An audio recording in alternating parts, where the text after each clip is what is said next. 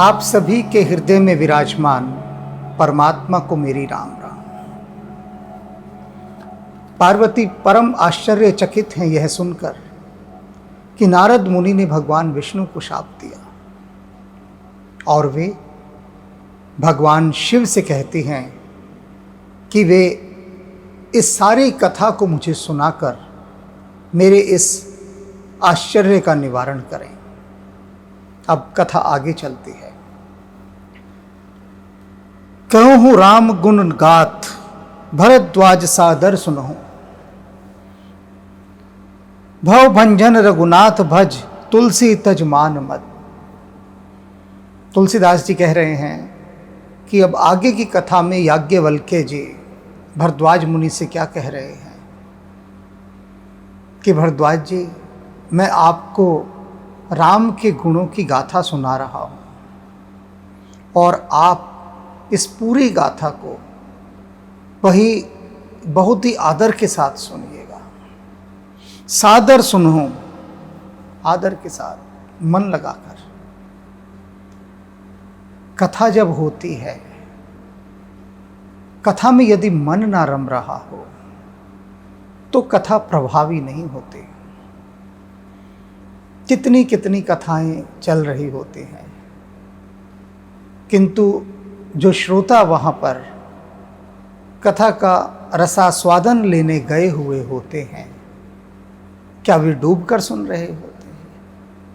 असली बात कथा को डूबकर सुनने की है, जो यहाँ पर याज्ञवल्क्य जी भरद्वाज जी से कह रहे हैं कि मैं राम के गुणों की सारी गाथाएं तुमको सुनाऊंगा, किंतु क्या सुनो सादर, आदर के साथ, भाव के साथ, प्रेम के साथ। एक उदाहरण के द्वारा समझाता हूं।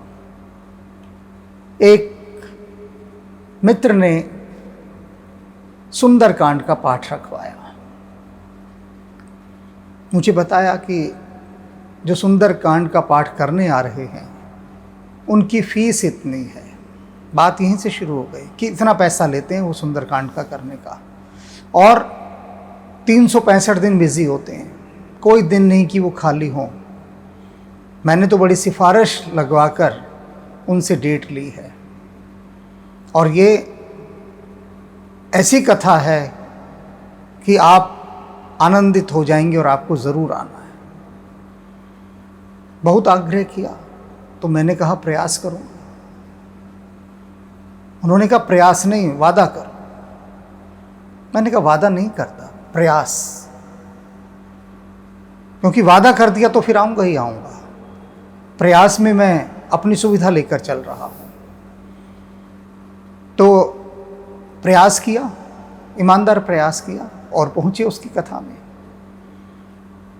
कथा कही जा रही थी, वहाँ पर बड़ा भव्य मंच था, खूब फल रखे हुए थे, हनुमान जी की बड़ी सी प्रतिमा थी, अन्य भी बहुत सारे देवी देवता थे। बहुत सुंदर सजा हुआ था मंच, बहुत सुंदर। पैसा बहुत लगाया था सुंदरकांड का आयोजन करने में। अब गुड़ डालोगे तो मीठा तो होगा ही, और जितना गुड़ डालोगे उतना मीठा होगा, तो बहुत ज़्यादा गुड़ डाल दिया था। उन्होंने बताया भी था कि भोजन की व्यवस्था भी करीबन 500 लोगों की है, तो 500 लोग बहुत होते हैं। काफ़ी लोग बैठे थे, बहुत लोग बुलाए थे उन्होंने। तो सबसे पीछे जाकर मैं बैठ गया। वे बार बार पीछे मुड़ मुड़ कर देख रहे थे। मेरे पहुंचने से पहले जब मैं उस पंडाल में प्रवेश कर रहा था, तभी मैंने देखा वो बार बार मुड़ मुड़ कर पीछे देख रहे हैं। स्वाभाविक था, देख रहे होंगे कौन कौन आ रहा है। बैठ गया मैं पीछे, और निरंतर उनका पीछे मुड़ मुड़ कर देखना जारी रहा। वे रुके नहीं। हर 5 मिनट में, 10 मिनट में वो अनेक बार पीछे मुड़कर देख लें, गर्दन घुमाकर। मुझे कारण समझ में नहीं आया। सामने इतना सुंदर दरबार सजा हुआ है प्रभु का, सुंदरकांड गाया जा रहा है, और वे बार बार मुड़ मुड़ कर पीछे देख रहे हैं। थोड़ी ही देर में पता लग गया कि उन्होंने उस क्षेत्र के कुछ राजनेताओं को बुलाया हुआ था, और वे जैसे आए वे उठकर भागे आगे से। सादर उनको लिवाया, आगे लाए और माल्यार्पण करवाया। जो पंडित जी उधर बैठे थे, सुंदरकांड पढ़ रहे थे, उन्होंने नेताजी की पहले आरती वारती उतारी, जो भी कुछ था सादर सम्मान करना। और उसके बाद उन्होंने आगे ही बिठाया नेताजी को अपने साथ, और सुंदरकांड चल रहा है, वे बातें कर रहे हैं उनके साथ। अब ऐसी कथा जिसमें चित्त ही ना धरा गया हो, जिसमें मन ही ना लगा हो, तो उस कथा का लाभ नहीं मिलता। इसीलिए यहाँ पर याज्ञवल्क्य जी भारद्वाज जी से कह रहे हैं कि राम के गुणों की सारी गाथा मैं सुनाऊंगा तुम्हें, बस हृदय को लगाकर सुनना, हृदय से संयुक्त होकर सुनना, आदर के साथ सुनना। आदर का अर्थ ही यही होता है कि हृदय को जोड़ दें, जुड़ जाएं उसके साथ। ये बात उन्होंने कही, और उसके बाद आगे की कथा आरंभ करते हैं।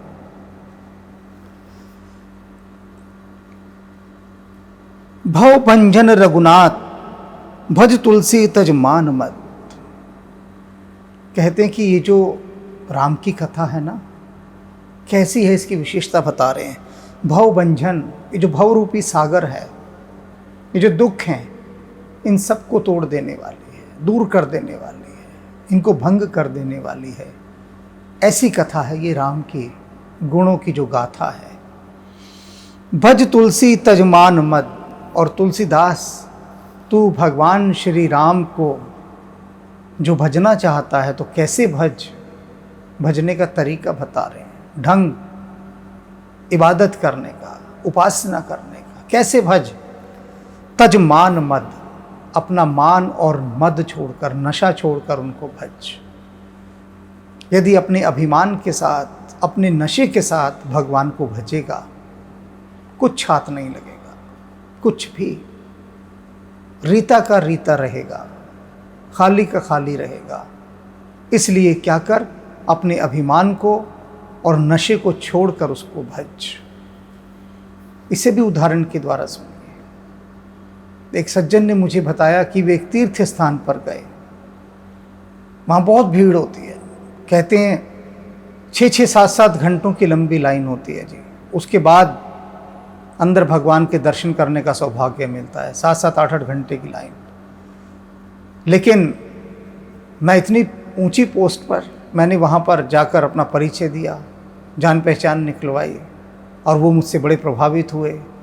मैंने किसी का फ़ोन भी करवाया, और उसके बाद मुझे वीआईपी एंट्री मिली जी। क्या खुले दर्शन हुए, बता नहीं सकता। खुले दर्शन, लोग तो 6-6, 7-7 घंटे लगे रहे, और हमें तो वीआईपी दर्शन हुए। अब यही बात तुलसीदास जी कह रहे हैं कि मान मद, इसको छोड़कर, इस नशे को छोड़कर, जब तक तुम राम को नहीं भजोगे तब तक राम रीझेंगे नहीं। राम तो भाव से रीझते हैं।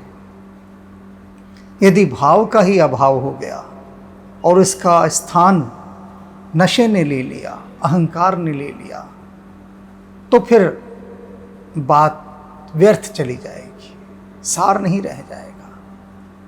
ये सारी बातें बहुत गहराई से समझ लेने वाली है जीवन में, कि हम उन स्थानों पर जहाँ परमात्मा भी होता है, वहाँ पर भी अपने अहम को जताते हैं, अपने पद को दर्शाते हैं, अपनी प्रतिष्ठा को दिखाते हैं, अपने अहंकार के नशे को वहाँ लहराते हैं, वहाँ भी, तो फिर वह व्यर्थ। इसलिए राम को यदि भजना है, तुलसीदास जी सूत्र दे रहे हैं गहरे से गहरा। ये जो बातें मैं यहाँ पर समझा कर चल रहा हूँ, एक एक बात चबा चबा कर आपको समझा रहा हूँ। किस लिए? कि कुछ छूट ना जाए, कुछ चूक ना जाए। चूक ना जाए आप, मत चूके चौहान।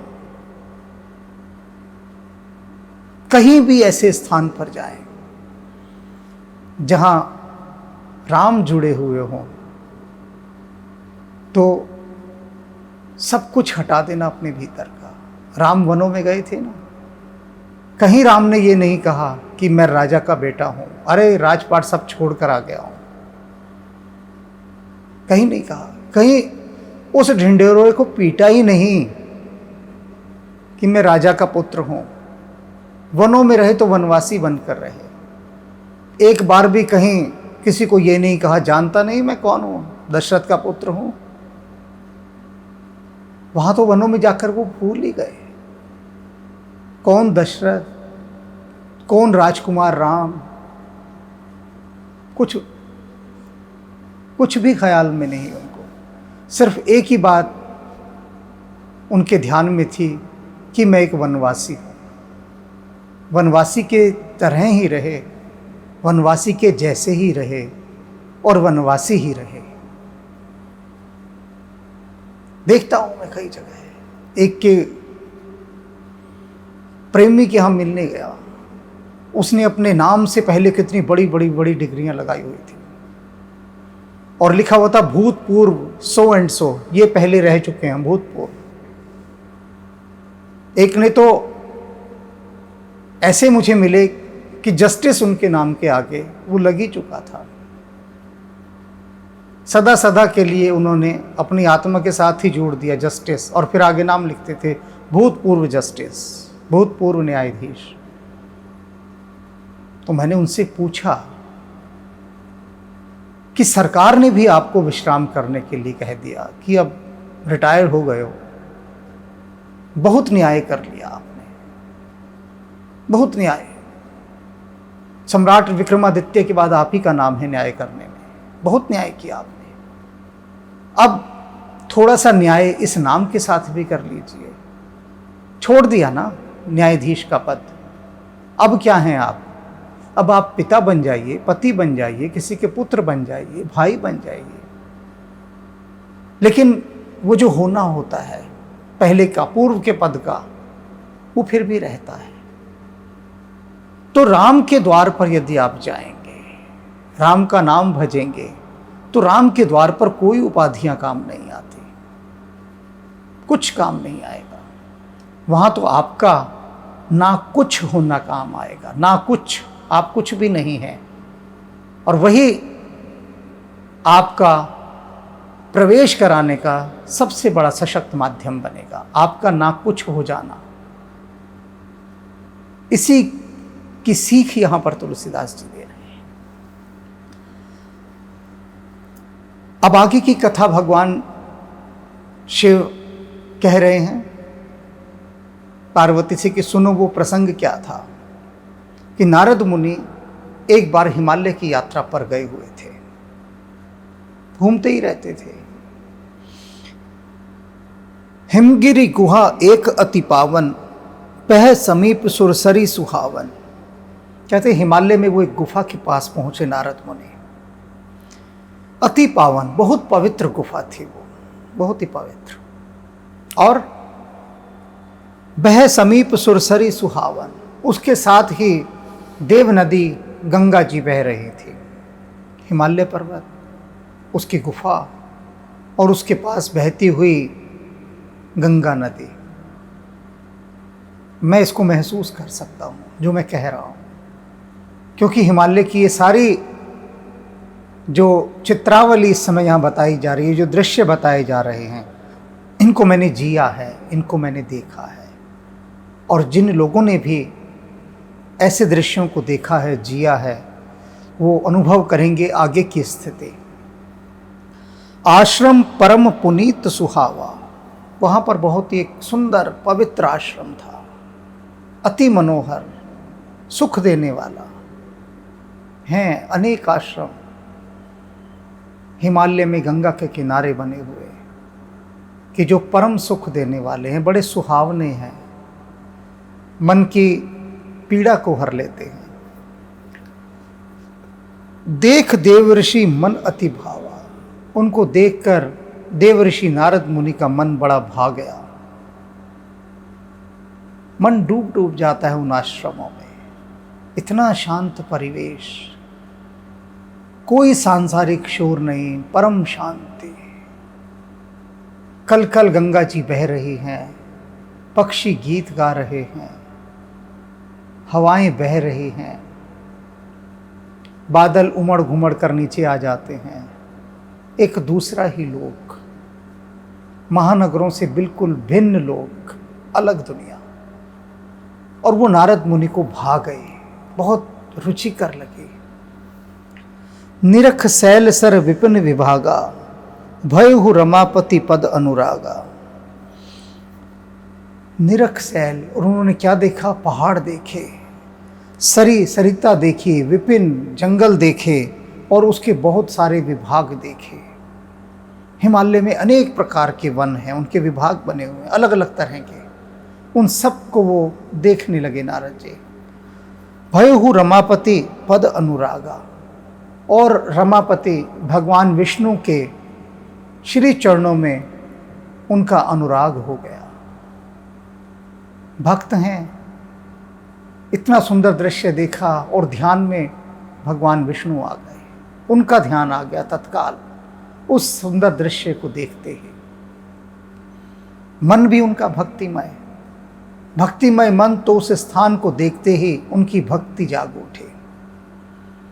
ऐसे स्थान को देखकर जिसके मन में जो होता है वह वही जाग जाता है, वैसा ही वह सोचने लगता है। भीतर की उसकी वही भाव दशा बाहर आ जाती है। तो नारद जी की भाव दशा क्या कि भगवान विष्णु का ध्यान, और वो गहराने लगा उस परिवेश में। सुमिरत हर ही श्राप गति बाधी, और वे भगवान विष्णु का स्मरण करने लगे। और क्या हुआ? इससे उनके शाप की गति बाधित हो गई। भगवान विष्णु के ध्यान में, श्री हरि के ध्यान में वह शक्ति कि जिसने नारद मुनि को दिए हुए शाप की भी गति को रोक दिया। नारद जी को दक्ष प्रजापति ने शाप दिया था कि तुमने मेरे बच्चों का घर नहीं बसने दिया, तो मैं तुम्हें शाप देता हूं कि तुम भी जीवन भर यूं ही डोलते रहोगे, कहीं तुम्हारा घर नहीं बसेगा, तुम टिककर एक स्थान पर रह ही नहीं पाओगे, टिकोगे ही नहीं कहीं पर, चलते ही रहोगे, घूमते रहोगे। और यहां पर नारद जी का मन टिक गया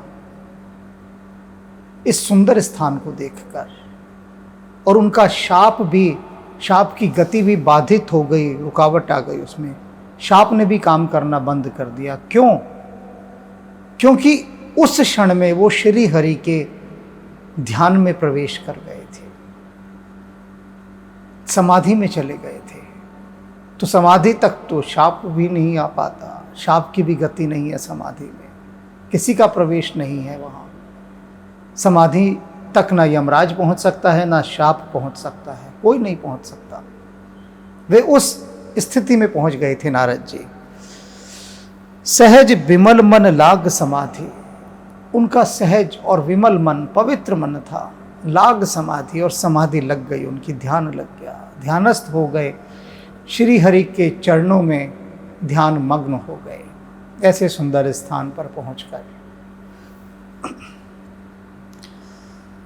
मुनगत देख सुरेश डेराना, नारद मुनि की ऐसी दशा देखकर देवताओं का राजा इंद्र वो भयभीत हो गया, डरने लगा कि अरे नारद मुनि इतने गहरे ध्यान में चले गए, यह तो तपस्या करने लगे। और देवराज इंद्र भय से कांपने लगा। काम ही बोल कीन्ह सन्माना, और उसने कामदेव को अपने पास बुलाया, बड़ा सम्मान किया और आदर किया उसका। नारद मुनि को तपस्या में देखकर लगा कि कुछ गड़बड़ होगी, नारद मुनि तपस्या करेंगे तो डर बैठने लगा उसको। तो उसने कामदेव को बुलाया, सहित सहाय जाऊ मम हेतु, चलई हर्ष ही जलचर केतु। कामदेव को बुला के क्या कहा, सुनो भाई, ये नारद मुनि तपस्या कर रहे हैं, और मुझे तो कुछ गड़बड़ लगती है। ये तपस्या करेंगे, तपस्या करके सबसे पहला इनका काम यही होगा कि ये जो स्वर्ग लोक है ये इसके सिंहासन को पाना चाहेंगे और मेरा सिंहासन चला जाएगा। जितने भी इंद्र हैं, इंद्र माने क्या, जो सबसे ऊंचे पद पर बैठा है, यदि वह किसी को तपस्या करते देखता है तो भयभीत होने लगता है, डर लगने लगता है कि कहीं ऐसा तो नहीं कि यह मेरा पद लेने की कोशिश कर रहा हो। कोई संस्था का बॉस है, अब वो देखता है कि उसके अधीन काम करने वाला एक व्यक्ति इतना अच्छा और बेहतरीन काम कर रहा है, तपस्या कर रहा है कि दिन दिन उसका नाम रोशन होता जा रहा है, लोग उसे चाहने लगे हैं, उसे पसंद करने लगे हैं, तो वह बॉस ईर्ष्या से जल जल मरता है। उसे डर लगने लगता है कि कहीं ऐसा ना हो कि संस्था के और उच्च अधिकारी मुझे इस पद से हटा दें और इस व्यक्ति को बिठा दें कि भैया ये तो बहुत काबिल है, तुम तो कुछ भी काबिल नहीं हो। तो प्रत्येक बॉस के अंदर इंद्र बैठा है, प्रत्येक बॉस में, और वो अपने से जूनियर को जब भी बेहतरीन काम करते देखता है तो उसका सिंहासन डोलने लगता है, कांपने लगता है, और वह स्वयं भी कांपता है। और उसका भरसक प्रयास होता है कि उसके अधीन काम करने वाला, उसका ये जूनियर जो है, वो बेहतर काम इतना भी ना करे कि उसकी कीर्ति चारों तरफ फैलने लगे। ऐसा काम ना करे कि उसका यश बढ़ता रहे, तो उससे उसको अपने लिए खतरा दिखाई देता है।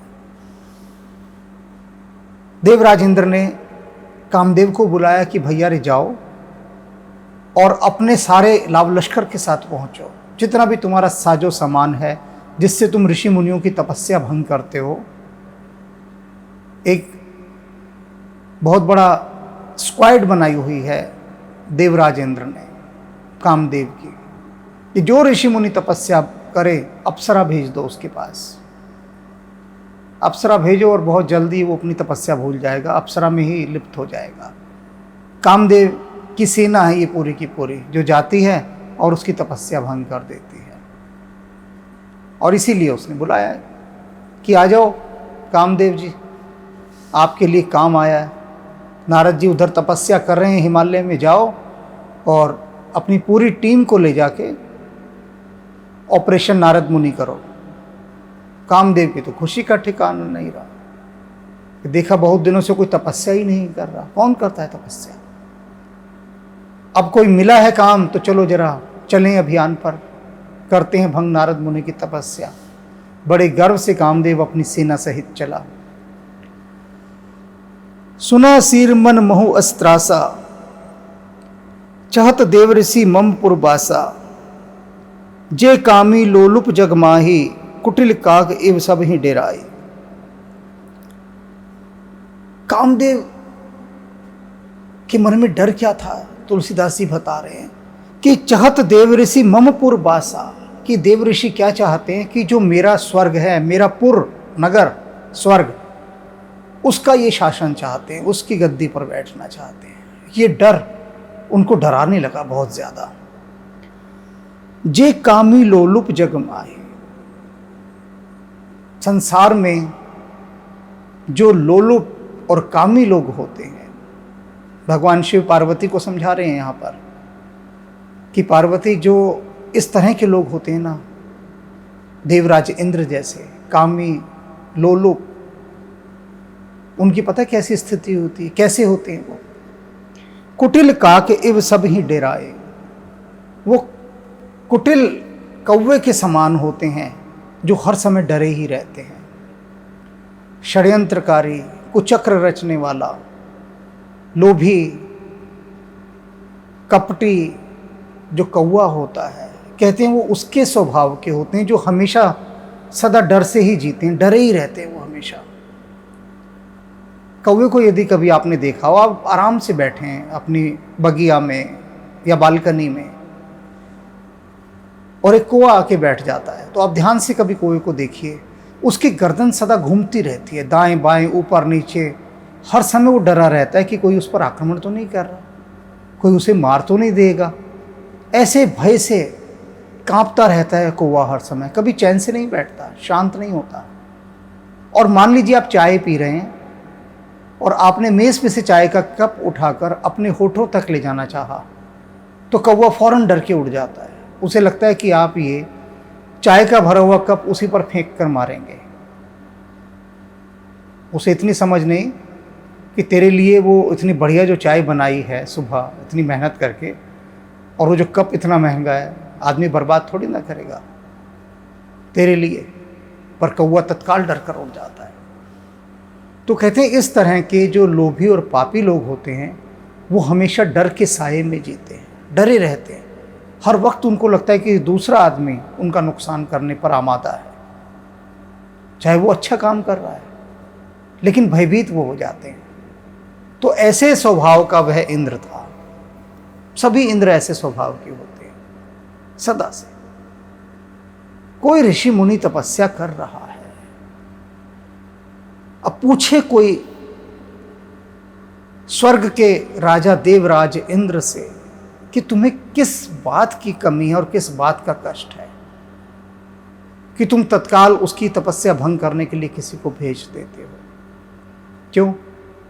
क्योंकि डर है, बस उसी डर का यहां वर्णन। सूख हाडले भाग सठ स्वान निरख मृगराज, छीन लही जन जान जड़ तिमि सुरपति ही नरलाज। कहते हैं देवराज इंद्र निर्लज्ज है, भगवान शिव बता रहे हैं निर्लज्ज है, कोई लाज कुछ भी नहीं है।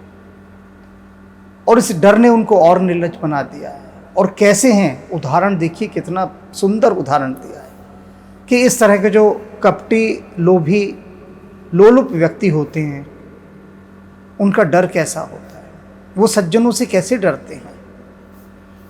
सूख हाडले भाग सठ स्वान निरख मृगराज, कि जैसे कोई कुत्ता सूखी हड्डी का टुकड़ा लेकर मुंह में जा रहा हो, सूखी हड्डी का टुकड़ा, और सामने से देखे कि शेर आ रहा है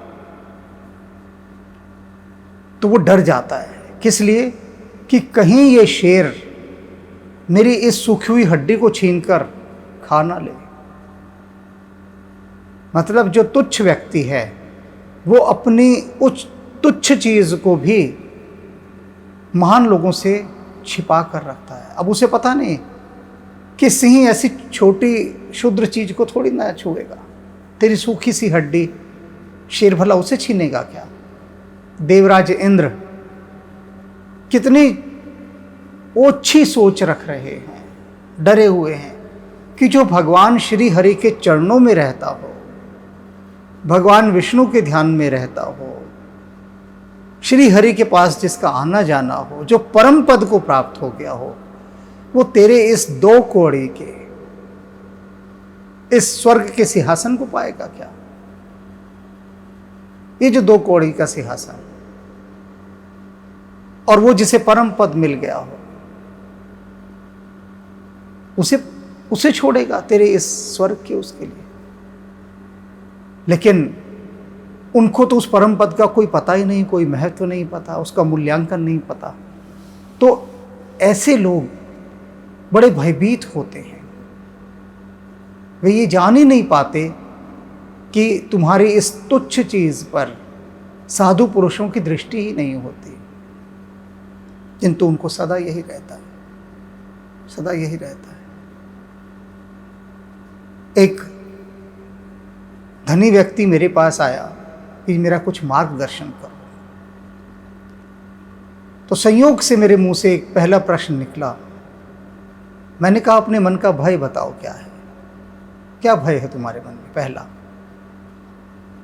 तो उसने कहा जी सारे संसार की नजर मेरे धन पर ही लगी हुई है, जिसे देखो वही मेरा धन लूट कर ले जाना चाहता है, जिसे भी देखो। मैंने उससे कहा कि अच्छा सारा संसार तेरा धन लूट के ले जाना चाहता है। वो बोला जी हाँ। मैंने कहा तुम्हारी पत्नी भी, बच्चे भी, माता पिता भी। बोला जी ये सब पैसे के यार हैं, कहाँ की पत्नी, कहाँ के माता पिता, कहाँ के बच्चे, ये सब लुटेरे हैं। ये सब मेरा पैसा छीन के ले जाना चाहते हैं। मैंने सबको देख लिया, सबको परख लिया, किसी को मेरी ज़रूरत नहीं है, सबको मेरा पैसा चाहिए। अब उसकी जो ये दृष्टि है, ये भय की दृष्टि है, क्योंकि उसने अपने भीतर कभी प्रेम को जन्माया ही नहीं, भावनाओं को कभी उच्च स्थान पर रखा ही नहीं, और उसे केवल दिखाई दे रहा है ये तुच्छ, जिसको कि मैल ही कहा गया कि हाथ का मैल, और उसकी सारी चेतना, सारी दृष्टि, सारा मन, सब कुछ उस धन की ही रक्षा में लगा हुआ है कि सब मेरा धन लूटने पर उतारो है। वही इंद्र की दशा हो रही है कि इंद्र ये समझ ही नहीं पा सकता कि इंद्र तो कभी श्री हरि तक पहुंच ही नहीं सकता ना। उसको क्या पता कि श्री हरि के श्री चरणों का सुख क्या है, कि जहाँ ये सारा संसार, ये सारी धन दौलत सब व्यर्थ रहती है, किसी काम के नहीं, सब निसार जान पड़ती हैं। तो उस उच्च चेतना पर जीने का अनुभव तो इंद्र को नहीं है। उसे तो लूट खसोटी दिखाई देती है, सदा उस उच्च पद पर बने रहना ही उसे भाता है। तो जो उच्च पदों पर होते हैं उनका ये डर बड़ा स्वाभाविक होता है। इंद्र के माध्यम से जो यहाँ भगवान शिव बता रहे हैं, वे सदा इस डर से कांपते रहते हैं कि अगर हमारा पद चला गया तो फिर तो हम कुछ रहेंगे नहीं पद के जाते। आपने देखा है ना बड़े बड़े नेताओं को, यदि कोई नेता मरने वाला भी हो लेकिन उसको पता लग जाए तुझे अगले दिन बहुत उच्च पद दे दिया गया है, तो अगले दिन ही उसके अंदर प्राण कैसे लौट आते हैं, बिल्कुल जैसे एक युवा बालक के प्राण होते हैं। रात रात में जवान हो जाता है, रात रात में। और ऐसे ही जो उच्च पदों पर होते हैं, उनको जो पता लगता है कि 4 दिन बाद आप रिटायर होने वाले होते हैं, आपकी रिटायरमेंट आ गई है, तो कैसे मुरझा जाते हैं वो। उनको लगता है कि रिटायर होते ही ये जो शान और शौकत हमारी है, जो सारी सुविधाएं हैं जो इस पद के कारण हमें मिल रही हैं, वो सब छिन जाएंगे। तो ये जो भय है, ये भय श्री हरि के दर्शन नहीं होने देता।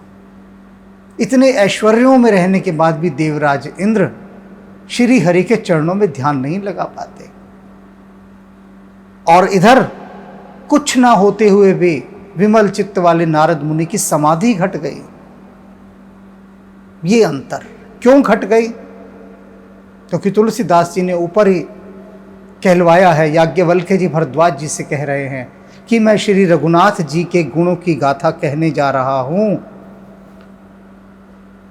आदर सहित सुनना, मन लगाकर सुनना, हृदय के साथ सुनना।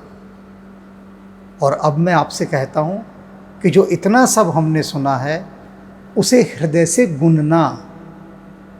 सुनना तो कान से हो गया, अब गुनना भीतर होगा, मन से उसे गुने। जैसे गीत गुनगुनाते हैं ना, गुनना, ये वही गुनना है कि इस कथा के प्रसंग को, इसकी बातों को अब भीतर गुनगुनाइए, तो एक परत और चढ़ जाएगी। भरद्वाज सादर सुनऊ, कयो राम गुण गाथ, भजु तुलसी तजी मान मद, भव भंजन रघुनाथ। हिमगिरि गुहा एक अति पावनी, बह समीप सुर सरि सुहावनी। आश्रम परम पुनीत सुहावा, देखि देव ऋषि मन अति भावा। निरखि शैल सरि विपिन विभागा, भयो रमापदि पद अनुरागा। सुमिरत हरि श्राप गति बादी, सहज विमल मन लागी समाधि।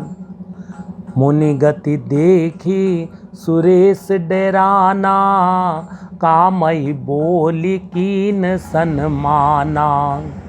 सहित सहाय जाहु मम हेतु, चलो हर सिहिय जलचर केतु। सुना सिर मन महुअसि त्रासा, चहत देव ऋषि मम पुरबासा। जे कामी लोलुप जग माही, कुटिल काक इव सब ही डराई। सूख हार ले भाग सठ, स्वान निरखी मृगराज। छीन लेई जनि जान जर, तीमि सुरपत ही ना लाज। तेहि आश्रम ही मदन जग गयऊ, निज माया बसंत निर्मयऊ। कुसुमित विविध बिटप बहुरंगा, कूजहि कोकिल गूंजहि भृंगा। चली सुहावनी त्रिविध बयारी, काम कृसानु बढ़ाव निहारी। रंबादिक सुर नारी नबीना, सकल असम सर कला प्रवीणा। करई गान बहुतान तरंगा, बहुविधि कीरहि पानि पतंगा। देखी सहाय मदन हरसाना, कीन सि पुनि प्रपंच विधि नाना। काम कला कछु मुन ही न व्यापी, निज भय डरय मनोभव पापी। सीम की चापी सकई कौतासु, बर रखवार रमापति जासु। सहित सहाय सबीत अति, मानिहारी मन मैन। गए सि जाई मुनि चरण तब, कई सुठी आरत बैन। भयो न नारद मन कछु रोषा, कही वृप वचन काम परितोषा। नाई चरण सिरु आय सुपाई, गयो मदन तब सहित सहाई। मुनि सुशीलता आपनि करनी, सुरपति सभा जाई सब बरनी।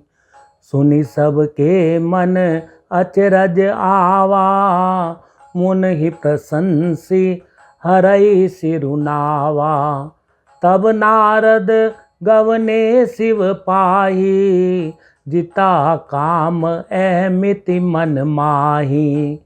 मार चरित शंकर ही सुनाए, अति पिर जानि महेश सिखाए।